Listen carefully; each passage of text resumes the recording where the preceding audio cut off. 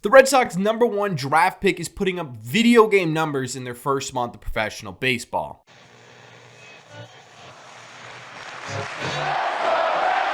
What is going on, everybody? Welcome back to Red Seat Radio. My name is Corbin, and over the last couple of weeks, we've seen a couple of the Red Sox 2023 draft picks make their major league debuts, whether that be in the complex league, high A, low A, wherever it is. We're starting to see some of the Red Sox draft picks be injected into this minor league system, but none of them right now can hold a candle to what Kyle Teel, the Red Sox #1 draft pick, has been able to do in their first month of professional baseball. So what we're going to do in today's videos, we're going to break down exactly what Kyle Teel's been able to do. We're going to talk about what he's done so far in his first month. We're going to talk about why he's already starting to really impress a lot of scouts and analysts, and we're going to talk about what this means for his timeline, plus what this could mean for the Boston Red Sox as an organization. But before we get into that, do me a favor. Make sure you guys have hit that subscribe button if you haven't already. If you're new here, we talk Red Sox content almost every single day. Also, make sure you guys have hit the like button on this video as well. Helps these videos out a ton, and it would mean a lot to me. Thank you all very much for clicking on this one. Let's get into it.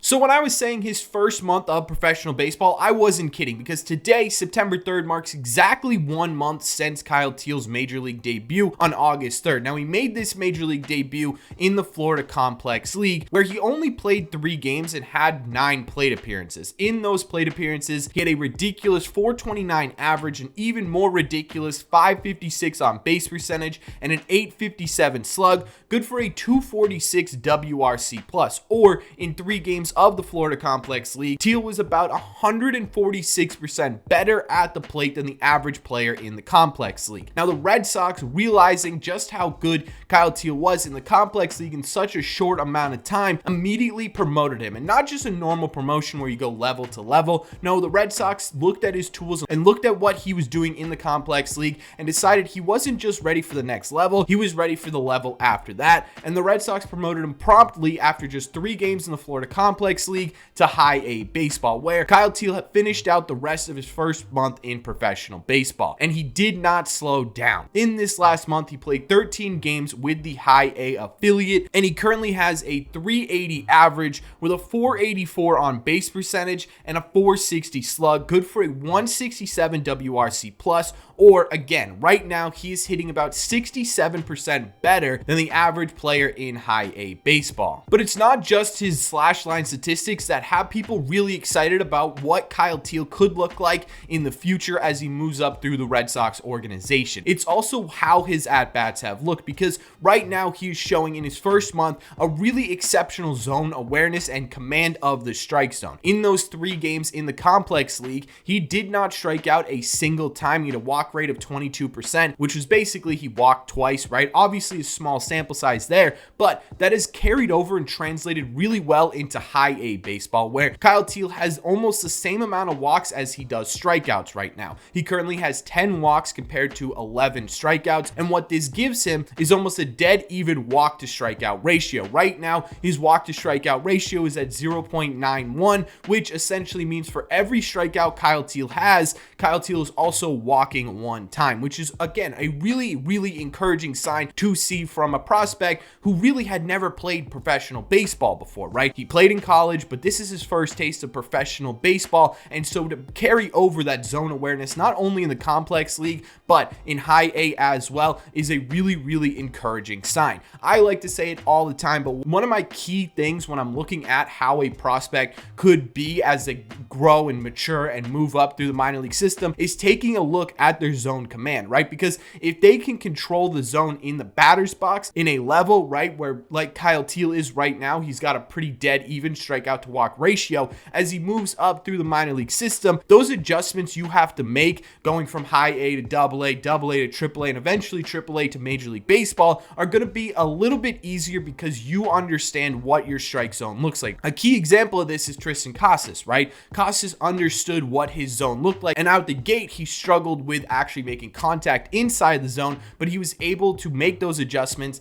and be a really impressive player because he maintained that zone awareness while also improving other areas. So to me, the fact that he's walking almost the same amount of time as he's striking out is the most encouraging sign we've seen from Kyle Teel so far. Again, it's only 1 month, but it's a very, very exciting thing to see. And it's not only his offensive numbers that have people really excited. He's really impressing people defensively as well. Just the other day on the clip I'm showing you right now, Kyle Teel was able to take a ball that was low and outside and have a pop time towards second base of 1.9 seconds. That is elite level pop time. And right now, if Kyle Teel were in the major leagues, a 1.9 pop time would put him in a top 10 position for pop time in all of Major League Baseball. On top of that, too, in the small sample size that we've seen from Kyle Teel so far, a lot of scouts are really, really raving about Kyle Teel's framing ability. And again, we're talking about a pop time here on a ball that's low and away. Imagine what his pop time is when we're talking about a pitch that's in the strike zone, maybe an up and in fastball, what his pop time could look like there. There's a really good chance that even if Kyle Teel's bat doesn't fully translate as he goes up through the minor leagues, that defensively, once he gets to Major League Baseball, he's going to be a very, very good defensive catcher, because again, that's the type of stuff that's going to easily translate as he moves up through the rankings here and gets closer to the major leagues. Again, you're talking about a baseball that was low and away, and he still had an elite pop time, and obviously you combine that with the arm, and you combine that with what scouts have been saying about his framing, and you're talking about a catcher that defensively could be around for a very long time. All really encouraging signs, right? So overall, what Kyle Teel's been able to do in his first month in Major League Baseball is provide video game numbers, literally video game numbers, and really, really excel defensively, which is making a lot of fans and a lot of analysts really, really excited about what Kyle Teel could be in the future. But how does his first month of pro baseball affect his timeline, and what does it mean for the Boston Red Sox? When we're talking about how this first month affects Kyle Teel's timeline, right now, Sox Prospects has Kyle Teel coming up sometime mid-2025. Now, what that time frame looks like, I'm not entirely sure, but sometime midway through 2025. And then MLB Pipeline has Kyle Teel debuting at the beginning of 2026. In terms of how this affects the timeline, obviously it's going to affect it in a positive way, right? Not only the fact that he was able to crush complex league pitching, but the fact that he was able to almost immediately make that adjustment to high A pitching as opposed to having to go from low A to high A, to me, makes more sense to focus on Sox Prospects timeline of 2025 than it does to focus on MLB Pipeline's timeline of 2026, right? It feels like Kyle Teel is on track to be somewhere in 2025, originally probably 2026, but because of the adjustments he's been able to make very quickly here, 2025 makes a lot more sense. Now, obviously, there are still a lot of things to work on when we're talking about Kyle Teel's progression to the major leagues. One of the things that really comes into focus right now is his power numbers. He's not hitting for power at the high A level. He does have 4 doubles, but he doesn't have a home run yet. And in the 16 games he has played, he has just 1 home run in the Florida Complex League. And again, we're talking about 16 games here, so it's hard to make assumptions one way or the other, but his power numbers and how they translate from college to professional baseball is something to pay attention to, and hopefully it's something that Kyle Teel can integrate into his game a little bit. And the other sort of big talking point here when we're talking about what Kyle Teel's timeline could look like is right now, again, we're talking about 16 games, right? It's hard to make a general assumption as to whether or not those 16 games are an indication of what Kyle Teel's going to look like as he jumps up through the minor leagues, right? What's that going to translate to a fuller season of high A baseball? What's that going to look like in a double A season, a triple A season, right? It's hard to make those assumptions off of just 16 games, so it's hard for me to say one way or the other as to whether or not this is going to have a big impact on Kyle Teel's timeline. I also think when we're talking about how the Red Sox are going to utilize what he's been able to do in terms of his timeline, one thing to keep in mind is that the Red Sox lately have been very aggressive with their promotion approach, right? Guys like Roman Anthony, Marcelo Meyer, Blaze Jordan, there are a million different examples this year of aggressive promotion. And so I think, in my opinion, it's not entirely impossible. And honestly, I think it's pretty realistic that going into 2024, we actually see the Red Sox sort of aggressively promote Kyle Teel to start the year in Double-A. As many of you guys know, but for those of you who don't know, the jump between high A baseball and Double-A baseball is by far and away the hardest jump to make in the minor leagues right now, right? The most impressive pitching in the minor leagues is going to come from the Double-A level. You are going to see a level of play that you have not experienced, whether or not you played college or not in your professional career, and it's going to take some time for basically everyone to adjust to the AA level. So in my opinion, it makes a lot of sense for the Red Sox to start Kyle Teel off next year in AA, especially if he keeps putting up these video game numbers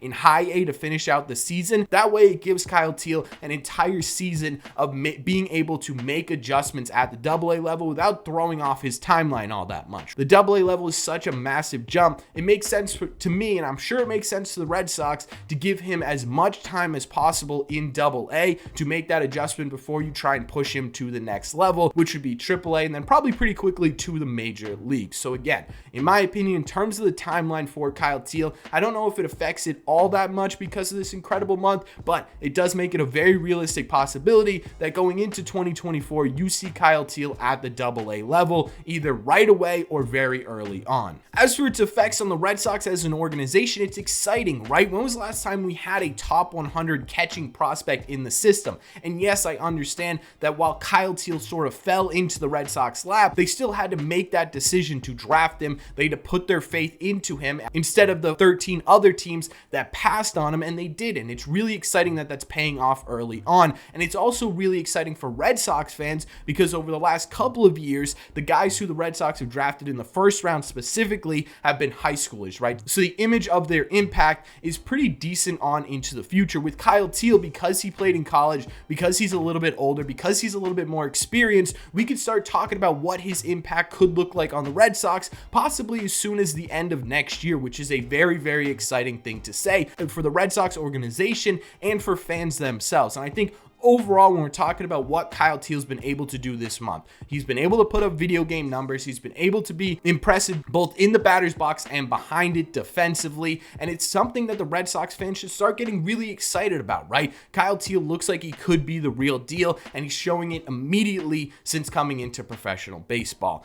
But again, it's a really small sample size, so we're going to have to see what this looks like over the course of a fuller season, over the course of more time in high A, and obviously more time in AA and AAA as well, before we start getting really excited about what Kyle Teel could be. But either way, it is a fantastic start to a really promising professional career. So let me know in the comment section down below, what do you think of all this? What do you think about Kyle Teel's first month in professional baseball? What do you think about the video game numbers? What do you think about his defense? And really early on, what are your predictions as to what Kyle Teel could look like as he moves up through the minor league system? Let me know all your thoughts on the Red Sox #1 draft picks ridiculous first month in the comment section down below. As always, if you made it to the end of this video, do me a favor. Make sure you guys have hit that subscribe button if you haven't already. If you're new here, we talk Red Sox content almost every single day. Also, make sure you guys have hit the like button on this video as well. Helps these videos out a ton, and it would mean a lot to me. Thank you all very much for clicking on this one, and I will see you in the red seats.